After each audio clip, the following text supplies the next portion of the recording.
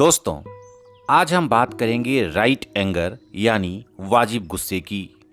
हालांकि कुछ लोग कहेंगे कि आखिर गुस्से में सही जैसी क्या बात है, इसमें तो सब गलत ही गलत है।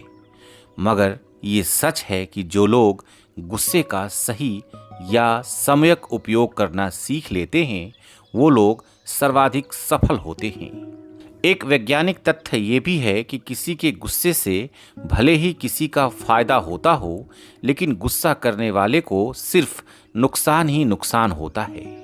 लेकिन इसका मतलब ये नहीं कि आप गुस्से को दबाना शुरू कर दीजिए।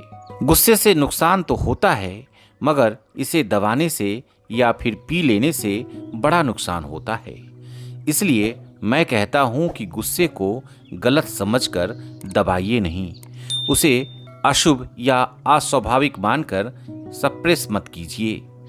गुस्से का दमन करते रहने से एक दिन वह जमा होकर फूटेगा, तब बहुत बड़ा नुकसान करेगा। गुस्से को सप्रेस मत कीजिए, इसके पार जाने की प्रैक्टिस कीजिए। मैं कहता हूँ कि गुस्सा जरूर कीजिए, मगर बुद्धि और विवेक से कीजिए। ऐसा भी संभव है कि गुस्से का दमन न हो और आप इसके पार हो जाएं। लेकिन इसके लिए आपको नियमित अभ्यास करना होगा। आपको जब भी गुस्सा आए तो इसे देखने की कोशिश कीजिए, इस पर निगरानी रखिए। देखिए कि गुस्सा आपसे क्या क्या करवा रहा है और आप क्या क्या कर रहे हैं। कुछ दिनों तक ऐसा करते रहने से एक दिन ऐसा भी आएगा जब आपको गुस्सा तो आएगा, मगर आप इसके पार हो जाएंगे।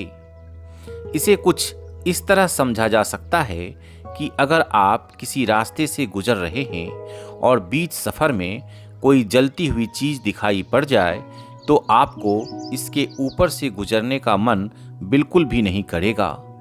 आप बिना किसी दबाव के जलती हुई आग से दूर हटकर गुजर जाएंगे।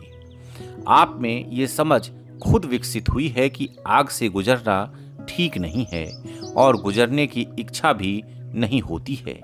इसी तरह जब गुस्सा भी आग की तरह दिखाई पड़ने लगता है, अनुभव में आने लगता है, आईने की तरह साफ साफ दिखने लगता है, तो इसे दबाने की जरूरत नहीं पड़ती है।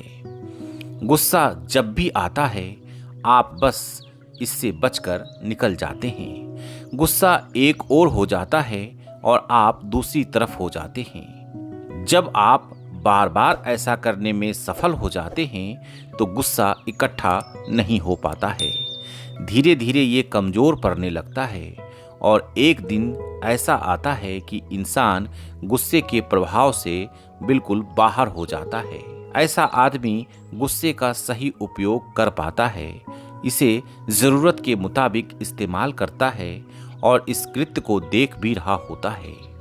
उसके लिए ये सब बस एक एक्टिंग की तरह होता है। दोस्तों, क्रोध और काम सत्य है। अगर आप सत्य को दबाएंगे तो ये बदला जरूर लेगा। ये आपके अंदर सब कॉन्शियस माइंड में बारूद बनकर जमा होता रहेगा। एक छोटी सी चिंगारी भी इसमें भयंकर विस्फोट कर सकती है। इसलिए इसे दबाइए नहीं, इसके पार हो जाइए। तो आज इतना ही। मैं अद्वैत आपको और आपके अंदर के परमात्मा को प्रणाम करता हूँ। आपके परिजनों की खुशियों के लिए प्रार्थना करता हूँ। जय भारत, जय सनातन।